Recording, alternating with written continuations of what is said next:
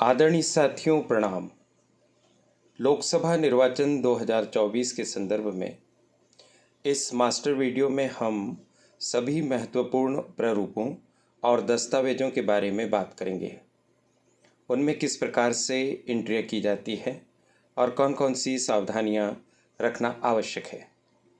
सबसे पहले आप देख पा रहे हैं अभिलिखित मतों का लेखा, जिसे हम मतपत्र लेखा भी कहते हैं, और यह प्रारूप 17 ग और अंग्रेजी में इसे हम 17C कहते हैं। अलग अलग परिस्थितियों में अभिलिखित मतों के लेखे में कुछ एंट्रीज में अंतर हो जाता है। हम सभी प्रकार के अभिलिखित मतों के लेखे की चर्चा करेंगे। कुछ बातें आप सभी प्रपत्रों के संदर्भ में जान लीजिए। जैसे हर प्रपत्र के ऊपर आप अपने मतदान केंद्र की सुभिन्नक मोहर लगा दीजिए। इसी तरह से जो सामान्य प्रविष्टियां हैं, यानी विधानसभा क्षेत्र का क्रमांक, नाम, लोकसभा क्षेत्र का क्रमांक, नाम, मतदान केंद्र का क्रमांक, नाम, मतदान की तारीख आदि जो लिखी जाती है वो सभी दस्तावेजों पर लिखी जाएगी, इसलिए बार बार उसे हम नहीं बोलेंगे। मतपत्र लेखे में हमें कंट्रोल यूनिट, बैलेट यूनिट और वीवीपीएटी के क्रमांक लिखने होते हैं। उसके पश्चात कुल 10 पॉइंट में मतपत्र लेखा बनता है। पहले पॉइंट में मतदान केंद्र के लिए नियत निर्वाचकों की कुल संख्या लिखी जाती है। इसमें आपके मतदान केंद्र के लिए निर्वाचक नामावली में जो कुल संख्या दी है वो, और साथ ही यदि आपके मतदान केंद्र पर ईडीसी यानी इलेक्शन ड्यूटी सर्टिफिकेट के आधार पर कुछ मतदाता मतदान करते हैं तो वो भी जोड़ दिए जाएंगे। जैसे 996 + 4 = 1000। दूसरा पॉइंट मतदाता रजिस्टर, जिसे हम प्रारूप 17 क और अंग्रेजी में उसे हम 17A कहते हैं, उसमें दर्ज मतदाताओं की कुल संख्या। हमने उदाहरण के तौर पर आंकड़े यहाँ लिखे हैं 800। नियम 49 अण के अधीन मतदान अभिलिखित न करने का विनिश्चय करने वाले मतदाताओं की संख्या सामान्यतः 0 होती है।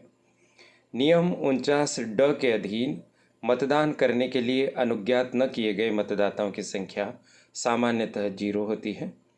नियम 43 MA घ के अधीन अपेक्षित कटौती के लिए अभिलिखित परीक्षण मत सामान्यतः निरंक होता है, इसलिए हमने डेस लगाया है।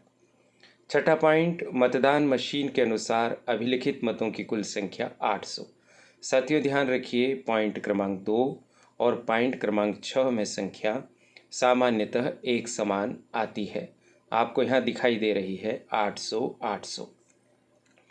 सातवें पॉइंट में पूछा गया है कि क्या मत संख्या 6 के सामने दर्शित मतों की कुल संख्या मद 2 के सामने दर्शित मतदाताओं की कुल संख्या में से तीसरे और चौथे को घटाकर जो संख्या प्राप्त की गई है वह समान है या उसमें फ़र्क आया है। तो आपको अपने हाथ से लिखना है हाँ मेल करती है। सातवें पॉइंट में यही शब्दावली आएगी। आठवां पॉइंट, उन मतदाताओं की संख्या जिनको नियम 49 त के अधीन निविदत्त मतपत्र जारी किए गए। निविदत्त मतपत्र यानी टेंडर वोट सामान्यतः 0 आते हैं। 9वें पॉइंट में निविदत्त मतपत्रों की संख्या, उसका लेखा है, कितने प्राप्त हुए, सामान्यतः 20 मिलते हैं। उनके अपने क्रम संख्यांक लिख दिए गए। जारी एक भी नहीं किया तो 0 लिख दिया गया। वापस किए गए पूरे 20, ऐसा लिख दिया गया है। 10वें पॉइंट में कागज की सीलों का लेखा। साथियों इसका मतलब है ग्रीन पेपर सील का यहाँ विवरण लिखना है। सामान्यतः 3 दी जाती है, उनके क्रमांक लिख दीजिए। सामान्यतः एक प्रयोग में आती है कंट्रोल यूनिट में, आपने 1 लिख दिया है, उसका क्रमांक लिख दिया। वापस की गई 2, उनके क्रमांक लिख दिए। नष्ट मत होने दीजिए तो 0 आ जाएगा। राइट साइड में मतदान अभिकर्ता के हस्ताक्षर और नीचे तारीख आदि आ जाएंगे। साथियों सामान्यतः 99% मतदान केंद्रों पर इसी तरह का सरल सुगम अभिलिखित मतों का लेखा बनेगा। कुछ परिस्थितियां और आ सकती हैं, उसकी भी हम बात करेंगे, लेकिन एक बात ध्यान रख लीजिए, अभिलिखित मतों के लेखे के पिछले भाग पर कुछ इस तरह से छपा हुआ रहेगा, भाग 2 मतगणना का परिणाम। यहाँ हमें कुछ भी नहीं लिखना है, ऐसा कैसा खाली छोड़ देना है। अब हम एक ऐसा अभिलिखित मतों का लेखा बता रहे हैं जिसमें साथियों बिंदु क्रमांक 3, 4 और 5 में कुछ एंट्री आई है। बिंदु क्रमांक 3 में ऐसे मतदाता की कल्पना की गई जिसने वोट न देने का निश्चय किया। 1, 2 मतदाता ऐसे कल्पना से लिखे गए हैं जिन्हें मतदान न करने दिया गया और एक टेस्ट वोट भी उदाहरण के तौर पर लिखा है। तो अब यहाँ पर आप देखेंगे कि मतदाता रजिस्टर में 851 संख्या आएगी, लेकिन कंट्रोल यूनिट में 848 आएगी, क्योंकि इसमें हमने बिंदु क्रमांक 2 और बिंदु क्रमांक 3 की संख्या को घटा दिया। बिंदु क्रमांक 2 की संख्या में से बिंदु क्रमांक 3 और 4 की संख्या को घटा दिया गया। कृपया इस तरह से सुनिए। बिंदु क्रमांक 2 में 851 है, बिंदु क्रमांक 3 में 1 है, बिंदु क्रमांक 4 में 2 है। तो 1 और 2 3, 851 में से घटाए तो 848। फिर हमने टेस्ट वोट का विवरण लिखा। क्रम संख्या 1, टेस्ट वोट देने वाले मतदाता का निर्वाचक नामावली में क्रम संख्यांक 15। फिर कौन से क्रम संख्या वाले अभ्यर्थी को वोट दिया, तो 2 नंबर के, उस अभ्यर्थी का नाम क्या है और कितने मत उसे टेस्ट वोट के रूप में दिए गए, 1। बाकी विवरण वैसा ही है टेंडर वोट आदि के संबंध में। एक और स्थिति आ सकती है अभिलिखित मतों के लेखे के बारे में, यदि आपके यहाँ पर मशीन बदलने की स्थिति आ जाए। यदि वास्तविक मतदान के दौरान ईवीएम सेट का बदलाव होता है तो प्रत्येक ईवीएम सेट के लिए अलग अलग मतपत्र लेखा बनता है। जैसे यहाँ हमने उदाहरण दिया है, प्रथम ईवीएम सेट का मतपत्र लेखा। सेम एंट्रीज हमने की। प्रथम ईवीएम से कुल कितने वोट हुए, तो हमने कहा उस समय मतदाता रजिस्टर से 120 थे और मशीन से कितने हुए, तो कंट्रोल यूनिट खराब हो गई इसलिए मत संख्या प्रदर्शित नहीं। यदि बैलेट यूनिट खराब होती तो हम यहाँ पर भी 120 लिख देते, क्योंकि कंट्रोल यूनिट से हमें संख्या पता चल जाती। बाकी सेम एंट्री ऐसी ही है। फिर द्वितीय ईवीएम से हमने किस तरह से मतदान करवाया, तो द्वितीय ईवीएम से मतदाता रजिस्टर में दर्ज संख्या कितनी है, 120 पहले की, 705 दूसरी से, टोटल 825। चूँकि मतदाता रजिस्टर एक ही रहता है उसमें आखिरी संख्या 825 आएगी। वो 825 कैसे आई, हमने पहले मशीन के 120 और दूसरी मशीन के 705 ऐसा ब्रैकेट में लिखकर स्पष्ट कर दिया है। अब यहाँ पर कंट्रोल यूनिट से कितने आएंगे, 705। तो 705 और 705 जो हमने लाल लाइन से, लाल शाही से जिसको हमने चौकोर में बंद किया, वो बाकी एंट्रीज समान रहेगी। तो इस तरह से अभिलिखित मतों के लेखे अलग अलग बन सकते हैं। दूसरा महत्वपूर्ण दस्तावेज है पीठासीन अधिकारी की डायरी। कुल 27 पॉइंट हैं इसमें। निर्वाचन क्षेत्र का नाम, मतदान की तारीख, मतदान केंद्र की संख्या और नाम, मतदान केंद्र कहाँ स्थित है, शासकीय भवन को रहने दीजिए, अर्धशासकीय भवन काट दीजिए, सामान्यतः शासकीय भवन में होते हैं, उसका नाम लिख दिया, शासकीय प्राथमिक विद्यालय अबस। आप अपने मतदान केंद्र का नाम लिखिए। चौथे और 5वें पॉइंट में निरंक आएगा। ये स्थानीय रूप से भर्ती किए गए मतदान अधिकारियों के संबंध में है। फिर इस 6ठे पॉइंट में हम मतदान मशीन का विवरण लिखेंगे।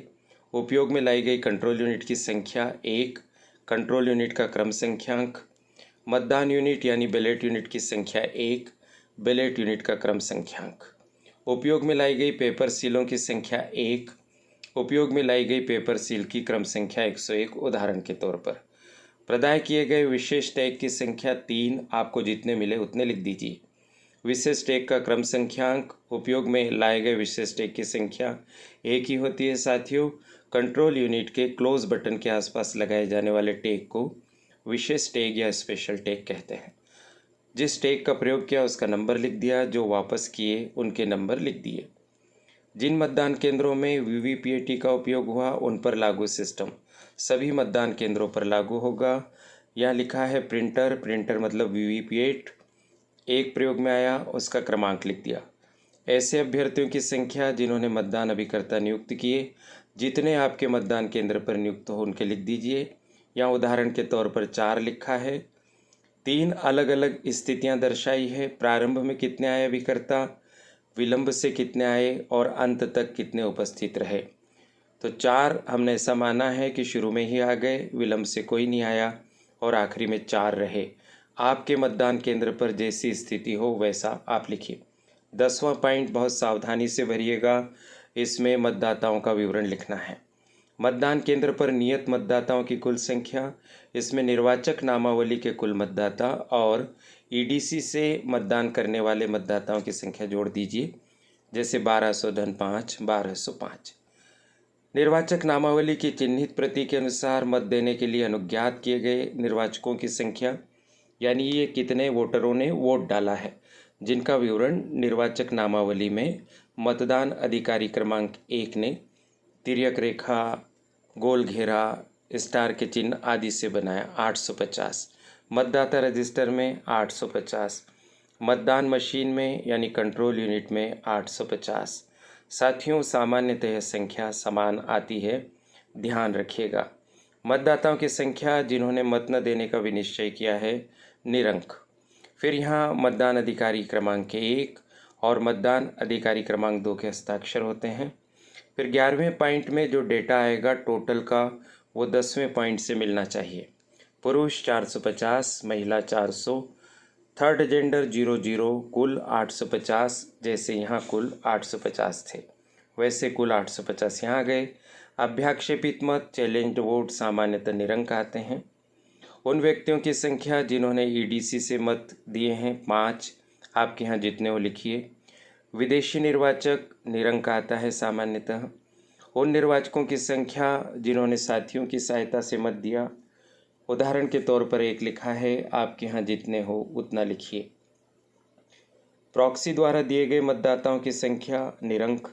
निविदत्त मतों की संख्या निरंक। निर्वाचकों की संख्या जिन्होंने उम्र के बारे में घोषणाएं की, जिन्होंने ऐसी घोषणा से इनकार किया। यहाँ उदाहरण में निरंक हम बता रहे हैं साथियों, ये सब उदाहरण के डेटा हैं। आप अपने मतदान केंद्र के वास्तविक डेटा लिखिए। अगला पॉइंट देखिए, क्या मतदान स्थगित करना आवश्यक था? नहीं।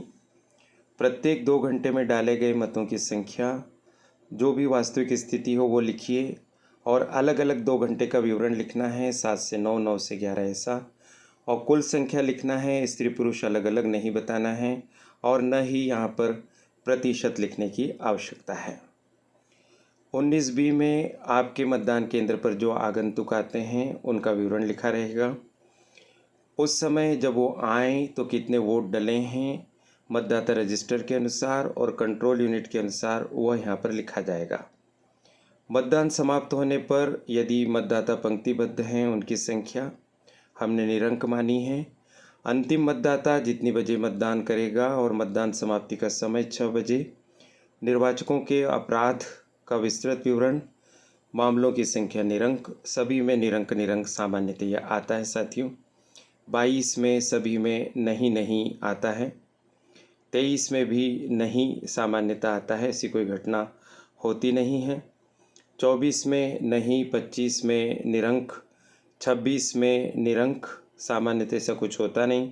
यदि कुछ हो तो आप तदनुसार एंट्री करेंगे। 27वें पॉइंट में हाँ ही आएगा, क्योंकि ये घोषणा करने से संबंधित है। अंत में आप स्थान, तारीख आदि लिख देंगे। ये पीठासीन अधिकारी की डायरी हो गई साथियों। अब हम बात कर रहे हैं पीठासीन अधिकारी की रिपोर्ट की। इस रिपोर्ट के कुल 5 पार्ट होते हैं। पहला पार्ट अत्यंत महत्वपूर्ण है, मॉक पोल प्रमाण पत्र इसे कहा जाता है। साथियों, मॉक पोल में आपके मतदान केंद्र पर यानी आपके निर्वाचन क्षेत्र में जो अभ्यर्थी हैं उनके नाम लिख दिए जाते हैं।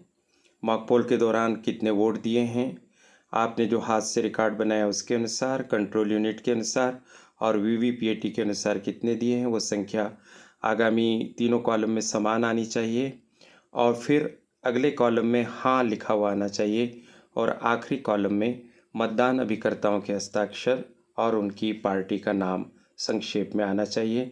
आखिरी में टोटल लगा दिया जाना चाहिए। फिर यहाँ हाँ या नहीं में हमें उत्तर देना है, तो इसको तभी भरिए आप जब मॉक पोल आप कर रहे हों, और जो जो इसमें से क्रिया हो गई हो उसी के अनुसार हाँ या नहीं लगाने का काम आप करेंगे तो गंभीर गलती से आप बच जाएंगे। मॉक पोल का डेटा क्लियर करने के लिए कंट्रोल यूनिट पर क्लियर बटन दबाया। हाँ साथियों, ये बी पॉइंट विशेष महत्वपूर्ण है, ध्यान रखिए। फिर इस बी पॉइंट में जो खाली स्थान है वहाँ आपको हाथ से भी लिखना है पेन से। हाँ क्लियर बटन दबाया गया। उसके बाद हाँ हाँ हाँ हाँ, इस तरह की आदर्श स्थिति आनी चाहिए हाँ। और उसके बाद मतदान अभिकर्ताओं के नाम, दल का नाम, अभ्यर्थी का नाम, उनके हस्ताक्षर। फिर समय लिखना है, कितनी बजे का कोई अंतर तो नहीं है, सामान्यतः 0 आता है। माइक्रो ऑब्जर्वर हैं तो उनके हस्ताक्षर भी इस पर हो जाएंगे। फिर उसके बाद आपसे एक और पॉइंट में 2 विकल्प पूछे हैं।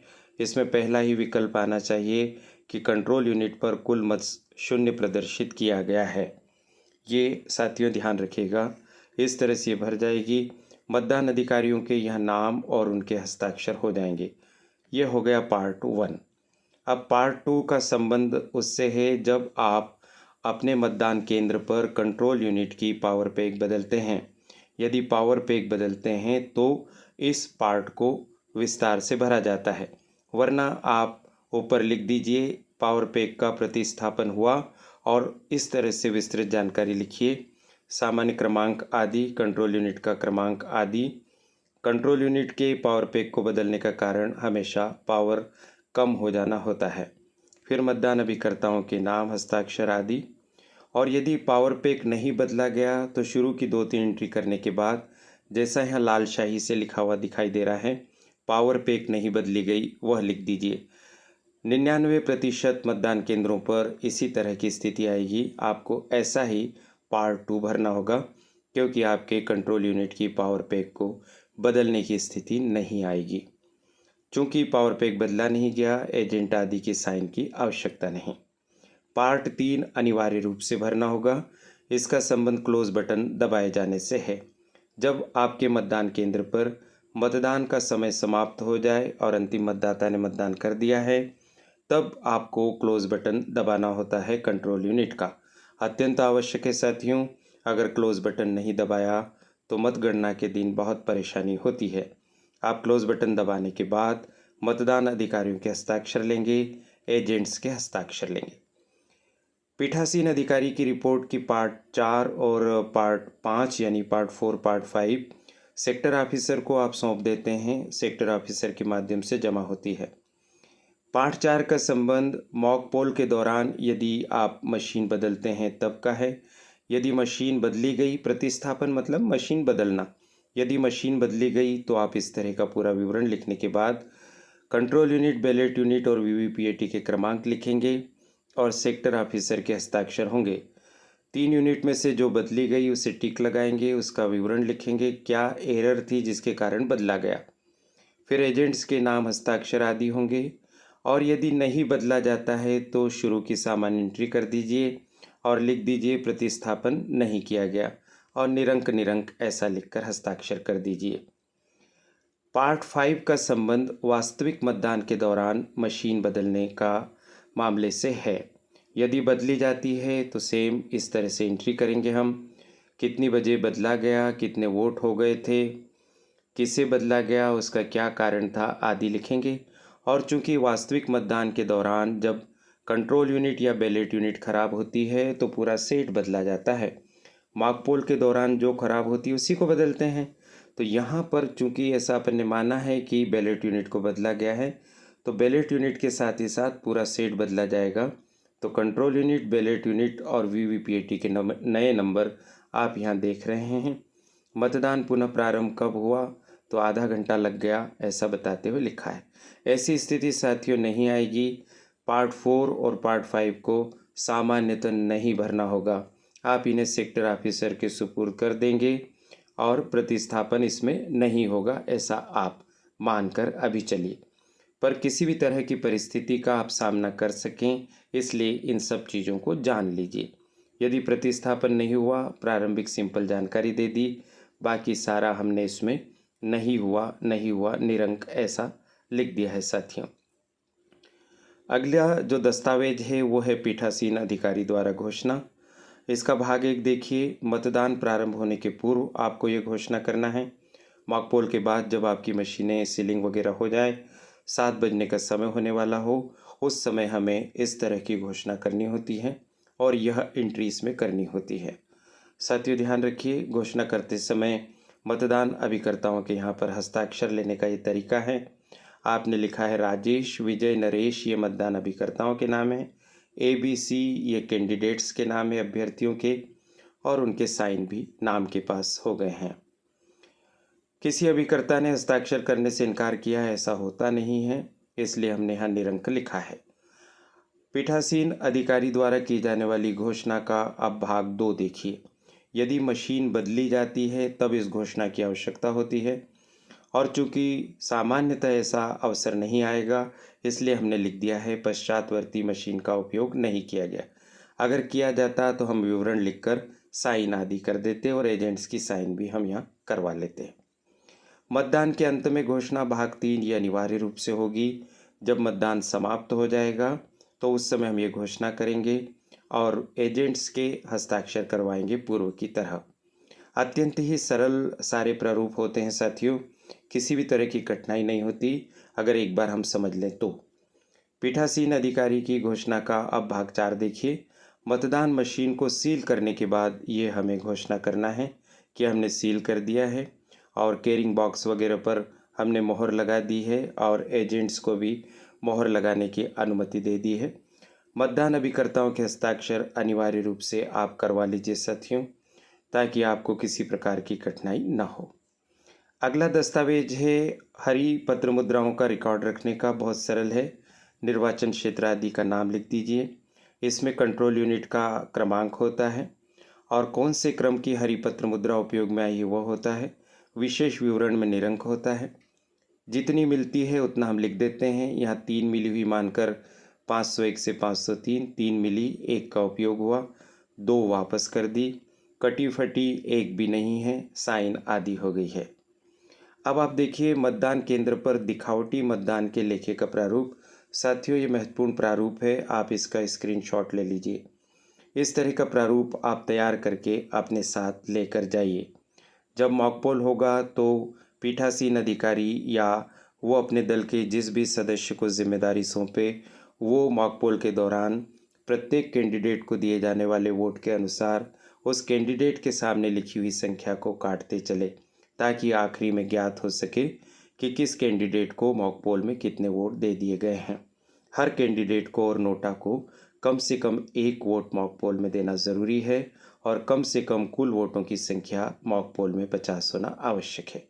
तो इस तरह से ये एक लेखा है, इसको आप बनाइएगा।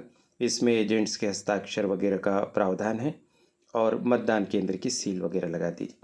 मतदाता रजिस्टर अत्यंत महत्वपूर्ण दस्तावेज है साथियों। इसके पहले पेज पर लोकसभा निर्वाचन 2024 है। अपने निर्वाचन क्षेत्र का क्रमांक, नाम वगैरह लिख देंगे पहले पेज पर, और दूसरा पेज जहां से 1 2 3 4 मतदाताओं का क्रमांक शुरू होगा उसके ऊपर लाल शाही से ऐसी इबारत अनिवार्य रूप से लिखिए। इसका भी स्क्रीनशॉट ले लीजिए। कंट्रोल यूनिट के टोटल को जांच लिया गया है और 0 यानी 0 पाया गया है। पीठासीन अधिकारी लेफ्ट साइड और मतदान अधिकारी क्रमांक 1 राइट साइड अपने हस्ताक्षर कर देंगे। ये अनिवार्य प्रावधान है साथियों, ऐसा आप कर लीजिएगा। उसके बाद जैसे जैसे मतदाता मतदान करने के लिए आएंगे, 5 इसमें कॉलम है। पहला कॉलम छपा हुआ रहेगा, दूसरे कॉलम में निर्वाचक नामावली में मतदाता का क्रमांक, तीसरे कॉलम में पहचान का दस्तावेज। अगर ईपिक लाते हैं तो केवल ई और पी कैपिटल में इंग्लिश के लेटर्स लिख देंगे। निर्वाचक के हस्ताक्षर, अंगूठा, जैसी भी स्थिति है। अंगूठा लगवाएं तो बाएं हाथ के अंगूठा का आप निशान लगवाइए। टिप्पणी में विशेष मामलों में टिप्पणी लिखिए। ईपिक के अलावा कोई और 12 मान्य दस्तावेजों में से दस्तावेज लाते हैं तो उसका नाम और उसके क्रमांक के आखिरी के 4 अंक लिखेंगे। जैसे यहाँ आधार कार्ड, और हमने उसके 4 अंक लिखकर बताए हैं। यदि मान लीजिए एएसडी मतदाता आते हैं तो एएसडी मतदाता के लिए अनिवार्य है कि वो शिक्षित हैं तो हस्ताक्षर भी करेंगे और बाएं हाथ के अंगूठे का निशान भी लगाएंगे। एएसडी यानी अब्सेंट, शिफ्टेड और डेड लिस्ट के मतदाता। ईडीसी से मतदान करेंगे तो देखिए साथियों, आपको 6 नंबर पर दिखाई दे रहे हैं प्रिंटेड 110/85/189। साथियों इसका मतलब क्या हुआ? इसका मतलब ये हुआ कि निर्वाचक नामावली में मतदाता का क्रमांक 110 है, मतदान केंद्र का क्रमांक 85 है और विधानसभा क्षेत्र का क्रमांक 189 है। और टिप्पणी में EDC लिख दिया जाएगा। इसी तरह से ये एंट्री होती जाएगी। मतदाता रजिस्टर के प्रत्येक पृष्ठ पर पीठासीन अधिकारी के हस्ताक्षर होते हैं, तारीख डलती है और साथ ही साथ मतदाताओं को इस तरह से क्लासिफाइड भी कर दीजिए, इपिक से कितने हैं और अदर से कितने हैं। मतदाता रजिस्टर के उस पृष्ठ पर जहां पर उस मतदान केंद्र के अंतिम मतदान करने वाले मतदाता का उल्लेख है, वहां पर कुछ लिखा पढ़ी करनी होती है। जैसे यहाँ मान लीजिए कि हमने 812 मतदाताओं ने मतदान किया, तो आखिरी मतदाता के बाद लाल स्याही से लाइन खींच दीजिए और लिखिए मतदाता रजिस्टर में अंतिम प्रविष्टि का सरल क्रमांक 812 है। उसको अंकों और शब्दों दोनों में लिख दीजिए, दिनांक लिख दीजिए, समय लिख दीजिए और उस पर हस्ताक्षर होंगे मतदान अभिकर्ताओं के हस्ताक्षर और पीठासीन अधिकारी के हस्ताक्षर होंगे। साथियों, यद्यपि मतदाता रजिस्टर को मतदान अधिकारी क्रमांक 2 मेंटेन करते हैं, लेकिन उनके हस्ताक्षर कहीं भी नहीं होते हैं मतदाता रजिस्टर पर। अब आप देखिए पीठासीन ऑफिसर के समक्ष हस्ताक्षरित की जाने वाली मतदान अभिकर्ता की घोषणा का प्रारूप। जब मतदान अभिकर्ता हमारे पास आते हैं एजेंट के तौर पर काम करने के लिए, तो हम इस तरह के प्रारूप पर उनसे घोषणा भरवाते हैं और ये उनकी तारीख वगैरह है, साइन है। वास्तव में यह घोषणा मतदान की प्रक्रिया की गोपनीयता से संबंधित होती है। साथियों, ये अनिवार्य है, उनसे आप घोषणा अवश्य ही भरवा लीजिए।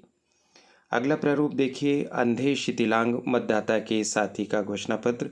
यदि ऐसे कोई मतदाता आते हैं तो उनके साथी के द्वारा इस तरह का घोषणा पत्र किया जाता है। उसमें क्या लिखा जाता है कि मैं रमेश, पिता का नाम श्री सुरेश, 19 वर्ष मेरी आयु है, 19 वर्ष 6 माह, नया मोहल्ला अबसा का निवासी हूँ और घोषणा करता हूँ कि ये जो नाम लिखे हैं रमेश, सुरेश, ये मतदाता के साथी के नाम लिखे हुए हैं और इधर ख पॉइंट में जो गणेश लिखा है ये मतदाता का नाम है। इस तरह से विवरण लिखेंगे। निर्वाचक द्वारा आयु के बारे में घोषणा। यदि कोई मतदाता मतदान केंद्र पर ऐसे आते हैं जो पीठासीन अधिकारी को लगता है कि ये बहुत छोटा व्यक्ति है, 18 वर्ष की आयु नहीं दिखाई दे रही है, लेकिन मतदाता सूची में नाम है तो मतदान तो करेंगे ही, तो उनकी आयु का घोषणा पत्र भरवाया जाता है, जिसमें वो ऐसा कहते हैं कि मेरी आयु 18 वर्ष से अधिक की हो गई और हस्ताक्षर कर देते हैं। अगला दस्तावेज देखिए, नियम 49MA के तहत घोषणा। नियम 49MA का संबंध टेस्ट वोट से है। अगर टेस्ट वोट की स्थिति आती है जिसकी संभावना नहीं है, तो ऐसी स्थिति में टेस्ट वोट वाले मतदाता से यह घोषणा पत्र भरवाया जाता है। उसमें उनका ये सारा विवरण होता है और उन्हें बताया जाता है इस घोषणा पत्र के माध्यम से कि अगर टेस्ट वोट के बारे में किया गया आपका दावा गलत सिद्ध हुआ तो आपको सज़ा होगी, जो 6 माह तक के कारावास की हो सकती है और 1000 रुपये तक के जुर्माने की या दोनों की हो सकती है। उसके बाद एक और आप देखिए मतदाता का घोषणा पत्र जो ASD मतदाताओं से संबंधित है। यदि A यानी अब्सेंट अनुपस्थित, S मतलब शिफ्टेड स्थानांतरित, D मतलब डेड मृत, अगर ऐसा सूची का कोई मतदाता मतदान करने के लिए आपके मतदान केंद्र पर आते हैं तो उनसे भी एक घोषणा भरवाई जाती है, उनका नाम वगैरह लिखा जाता है, हस्ताक्षर करवाए जाते हैं। आगे और देखते हैं हम कि अभ्याक्षेपित मतों की सूची। साथियों को सूचियां बनानी होती हैं। अगर अभ्याक्षेपित मत हैं तो हम लिखेंगे, अन्यथा निरंक ऐसा लिख देंगे साथियों और लिफाफे में रख देंगे। हमने दोनों तरह के उदाहरण लिए। मान लीजिए आपके मतदान केंद्र पर अभ्याक्षेप का वातावरण हो, यानी ऐसा कोई प्रकरण बने, तो इस तरह की एंट्री होगी, निर्वाचक का नाम वगैरह ये सारा लिखा जाता है और इसे लिफाफे में रखा जाता है। सामान्यतः अभ्याक्षेपित वोट की स्थिति मतदान केंद्रों पर नहीं आती है, आपवादिक तौर पर कहीं कहीं आती है। उसके बाद देखिए निरक्षर, अंधे और शिथिलांग मतदाताओं की सूची। यदि कोई ऐसा मतदाता नहीं आता है तो निरंक लिखेंगे। ये 2 पेज का प्रारूप होता है, दूसरे पेज के अंत में हस्ताक्षर कर देंगे, तारीख डाल देंगे। और यदि ऐसे कोई मतदाता आते हैं तो इस तरह से विवरण लिख देंगे हम। निर्वाचक का भाग संख्यांक और क्रम संख्यांक, यानी मतदान केंद्र का क्रम और निर्वाचक नामावली में इसका क्रम, निर्वाचक का नाम, फिर उसके बाद साथी का पूरा नाम, साथी का पता और साथी के हस्ताक्षर। फिर दूसरे पेज के अंत में अन्य औपचारिकताएं करेंगे। निविदत्त मतों की सूची सामान्यतः निविदत मत होता नहीं मतदान केंद्र पर। इस तरह से निरंक बनती है और लिफाफे में रख दी जाती है। निविदत मत वह मत होता है जब कोई मतदाता आपके मतदान केंद्र पर आता है लेकिन उसके नाम से पहले ही कोई वोट डाल गया है। ऐसी स्थिति में वास्तविक मतदाता द्वारा बैलेट पेपर की सहायता से जो वोट डाला जाता है उसे ही निविदत्त वोट कहते हैं।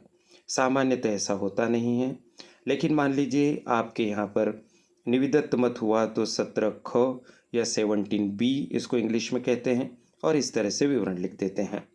मतदाता का नाम लिख दिया, निर्वाचक नामावली में क्रमांक लिख दिया, उस व्यक्ति का मतदाता रजिस्टर में संख्यांक जो उनके नाम से पहले वोट डाल गया है ढूंढ कर यहाँ लिख दिया, निर्वाचक के हस्ताक्षर हो गए। अब आप देखिए साथियों, ये हैं विभिन्न प्रकार के लिफाफे।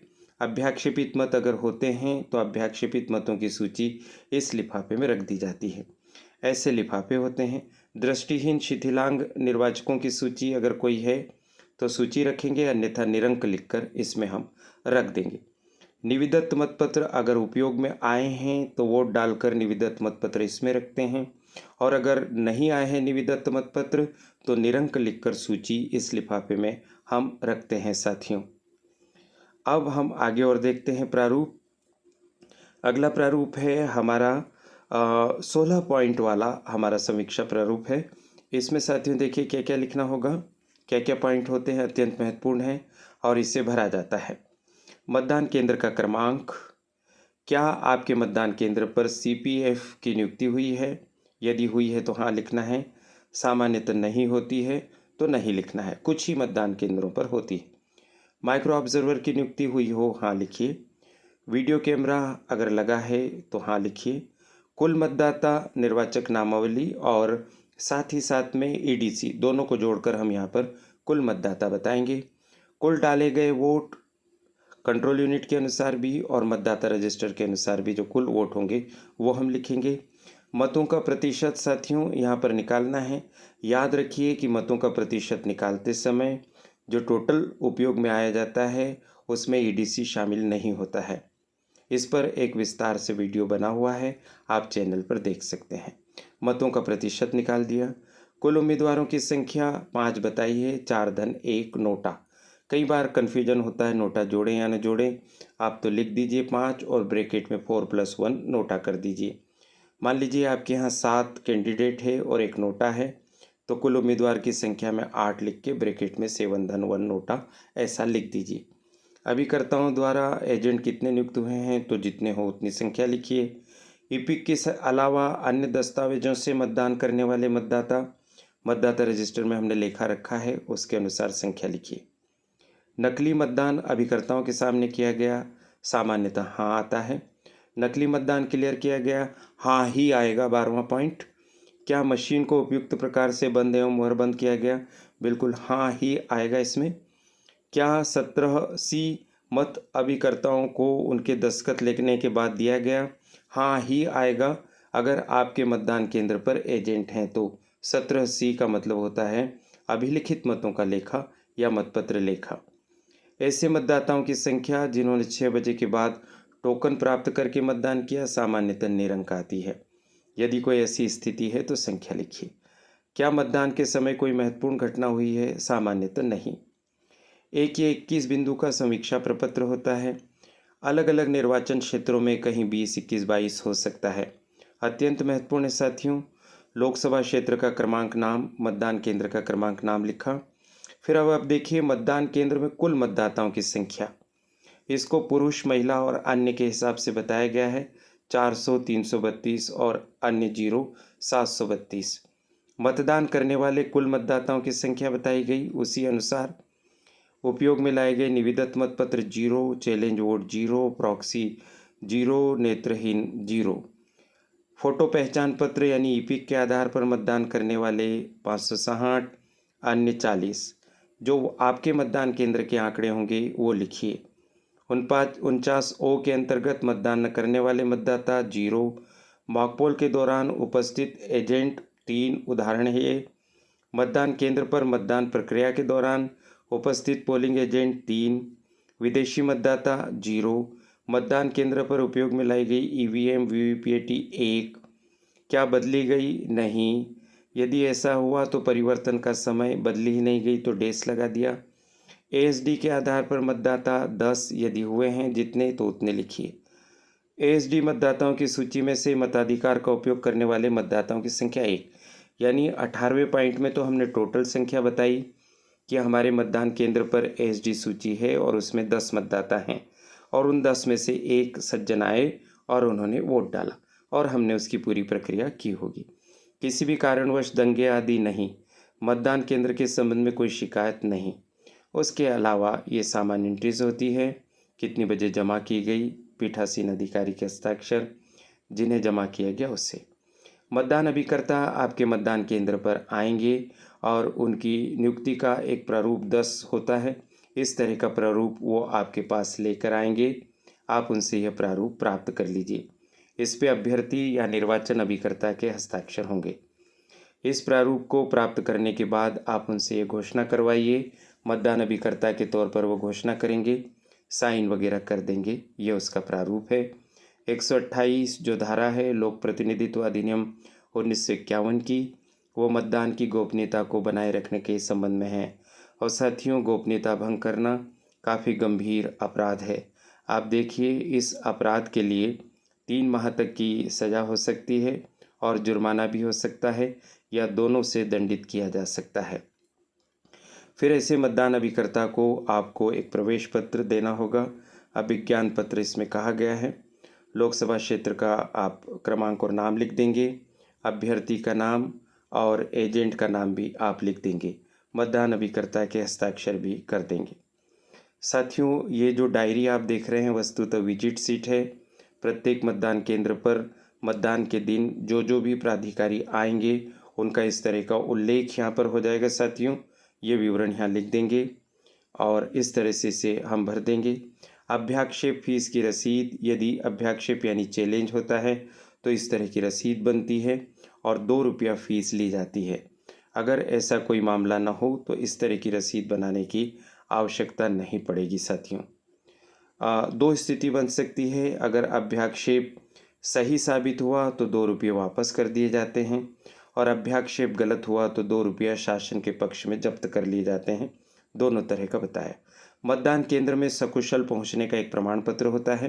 निर्वाचन के एक दिन पहले आप पहुंचते हैं, सेक्टर ऑफिसर आपसे इस तरह का प्रमाण पत्र मांगते हैं। आपके प्रारूप में इस तरह का प्रारूप होता है, उसे आप भर के दे दीजिए। फिर उसके बाद देखिए, निर्वाचन कर्तव्य प्रमाण पत्र के लिए आवेदन आप कर चुके हैं। 12 में आवेदन किया जाता है और यदि आपके निर्वाचन क्षेत्र में भी आवेदन नहीं हुए, बाद में चुनाव होने वाला है साथियों, तो इस तरह से 12 भरा जाता है, जिसमें सामान्य एंट्रीज होती हैं। आपका नाम होता है, मतदान केंद्र का क्रमांक होता है, निर्वाचक नामावली में क्रमांक होता है, आपका पता होता है। उसके बाद आपको रिटर्निंग ऑफिसर की तरफ से इस तरह का निर्वाचन कर्तव्य प्रमाण पत्र मिलता है 12 में। यह अनिवार्य है, प्रत्येक व्यक्ति को अपने मताधिकार का उपयोग करना होता है। निर्वाचक कर्तव्य प्रमाण पत्र के अनुसार जब कोई मतदाता मतदान करते हैं तो मतदान अधिकारी क्रमांक 1 अपनी निर्वाचक नामावली के अंतिम मतदाता के बाद ईडीसी से मतदान करने वाले मतदाताओं की इस तरह से क्रमवार एंट्री कर लेते हैं। यह आवश्यक है, इसकी एंट्री हो जाएगी। यदि कोई पुलिस से संबंधित प्रकरण होता है तो थाना अधिकारी को शिकायत पत्र लिखा जाता है, उसमें थाना अधिकारी को संबोधित किया जाता है और जिसने जो गड़बड़ की है, जिस व्यक्ति ने, उसका इस तरह से उल्लेख किया जाता है और सेक्टर ऑफिसर के माध्यम से पुलिस के सुपुर्द ऐसे व्यक्ति को कर दिया जाता है। साथियों, मतदान अधिकारी 1 को महिला, पुरुष और अन्य मतदाताओं की संख्या निकालते रहना होती है और जब भी उनसे संख्या मांगी जाए तब बतानी होती है। प्रत्येक 2-2 घंटे में भी बताने की आवश्यकता पड़ती है। तो इस तरह का प्रारूप घर से आप बनाकर या टाइप करके ले जाएं। बहुत ही यहाँ वैज्ञानिक ढंग से बनाया है। 100 के यहाँ पर हिस्से करे हुए हैं ताकि आराम से स्पष्टता के साथ विवरण लिखा जा सके, तैयार किया जा सके। 2-2 घंटे का विवरण ऐसे समराइज भी कर लीजिए कि 7 से 9 में कितने पुरुष, कितने महिला, कितने अन्य, ऐसे प्रत्येक 2 घंटे का विवरण कर लीजिए। प्रतिशत भी निकाल कर रखिए, किस तरह से निकालना है। लेकिन ये जो अगली तालिका है ये संचयी संख्या है। यहाँ 7 से 9, 9 से 11 था, अब यहाँ 7 से 9, 7 से 11, 7 से 1, 7 से 3 इस तरह की संख्या लिखने की आवश्यकता पड़ती है कई जगह पर। तो यह विवरण भी मतदान अधिकारी एक को अपने पास रखना चाहिए। प्रतिशत निकालने का यहाँ साथियों हमने सूत्र बताए हैं। इन सूत्रों का आप स्क्रीनशॉट ले लीजिए और अपने मतदान केंद्र के आंकड़े भरकर आप प्रतिशत निकाल लीजिए। ये पीठासीन अधिकारी का एक चेक मेमो आपको मिला होगा, इसको आप बहुत ध्यान से देखिए और जो जो आपके काम होते जाएं उसका इस तरह से विवरण लिखते जाइए, जिससे रिटर्निंग ऑफिसर से समस्त सुसंगत अनुदेशों को प्राप्त करना और कब्जे में रखना, प्राप्त करके कब्जे में रख ली। इसी तरह से एक एक चीज़ को आप पढ़ते जाएंगे साथियों और लिख लेंगे। जैसे 5वां पॉइंट देखिए, मतदान केंद्र पर मतदाताओं के लिए प्रवेश और निकास अलग अलग है। हाँ, अलग अलग है। बहुत सरल है लेकिन ये बहुत उपयोगी है। इसको आप भरते जाएंगे तो किसी भी तरह की गलती आपसे नहीं होगी। इसको आप कंप्लीट करके रखिए साथियों। अब ये देखिए, निर्वाचक नामावली आपके लिए बहुत काम की होती है। ये बहुत विस्तृत नामावली है। ये उसका पहला पेज है, बहुत महत्वपूर्ण। ये भाग संख्या आपको राइट साइड 94 लिखा हुआ है। ये वास्तव में मतदान केंद्र की संख्या भी है। आप अपनी निर्वाचक नामावली पर देख लीजिए। फिर यहाँ आपको पता चलेगा कि इसमें कौन कौन से भाग हैं, कौन से गांव हैं। जो आप बोर्ड पर लिखते हैं वो आपको पता चल जाएगा। मतदान केंद्र का विवरण, तो मतदान केंद्र का नाम देखिए आप, कितना बढ़िया लिखा हुआ है यहाँ पर। 94 रानीपुरा, ये तो क्रमांक हो गया, और उसका नाम है माध्यमिक शाला भवन रानीपुरा। अब यहाँ पर देखिए कि कुल मतदाता कितने हैं, 982 साथियों। देखिए, पुरुष 503, महिला 479, तृतीय लिंग 0 और टोटल 982। और शुरू में आप देख रहे हैं आरंभिक क्रम संख्या 1 और अंतिम क्रम संख्या 987। तो आपको लग सकता है 987 मतदाता हैं, लेकिन वास्तव में इस निर्वाचक नामावली में मतदाताओं की संख्या 982 ही है। इन 987 में से 5 डिलीट हो गए हैं, इसलिए वास्तविक मतदाता बचे 982। ध्यान रखिए, जिस मतदाता के नाम के ऊपर डिलीटेड की सील लगी है उस मतदाता का नाम उस निर्वाचक केंद्र से हट गया है, और ऐसा मतदाता अगर मतदान करने के लिए आता है तो वह मतदान नहीं कर सकता है। तो ये साथियों बहुत बड़ी ये सूची है। अब हम सीधे इसके अंतिम पृष्ठ पर चलते हैं, जहां हमारे काम की कुछ जानकारी और हो सकती है। आपके कहने पर, आपके आदेश पर हमने ये मास्टर वीडियो तैयार किया है, जिसमें अधिकांश प्रपत्रों को हमने एक जगह शामिल कर दिया है। यदि कुछ प्रपत्र इसमें नहीं आए हैं तो आप हमारे चैनल की प्लेलिस्ट में जाएंगे तो प्रत्येक प्रपत्र पर विस्तृत आपको वीडियो मिलेगा। किसी भी प्रपत्र पर विस्तृत वीडियो देखने के लिए आप प्लेलिस्ट को देख सकते हैं। प्लेलिस्ट इसी वीडियो के डिस्क्रिप्शन बॉक्स में भी आपको मिल जाएगी। साथियों ये देखिए 987 यहाँ पर लिखा हुआ है, लेकिन इसके आखिरी पेज पर बहुत काम की चीज़ होती है। मूल नामावली में 986 थे, बाद में एक बढ़ा तो 987 हुए, और ये 5 विलोपित कर दिए गए तो 982 बचे हैं साथियों। इस तरह से ये एक मास्टर वीडियो हमने तैयार किया है। आशा है इस वीडियो से आपको बहुत सहायता मिलेगी, और किस तरह के वीडियो चाहते हैं आप ज़रूर बताइएगा। और यह भी बताइएगा कि आप भारतवर्ष के किस राज्य से, किस निर्वाचन क्षेत्र से इस वीडियो को देख रहे हैं। मुझे ये महत्वपूर्ण बात आप तक पहुंचाने का अवसर देने के लिए करियर एडवाइस चैनल की संचालिका प्रीति गुलवानिया जी और उनकी परिश्रमी टीम के प्रति मैं बहुत बहुत आभार व्यक्त करता हूं। आप सभी को शुभकामनाएं देता हूं।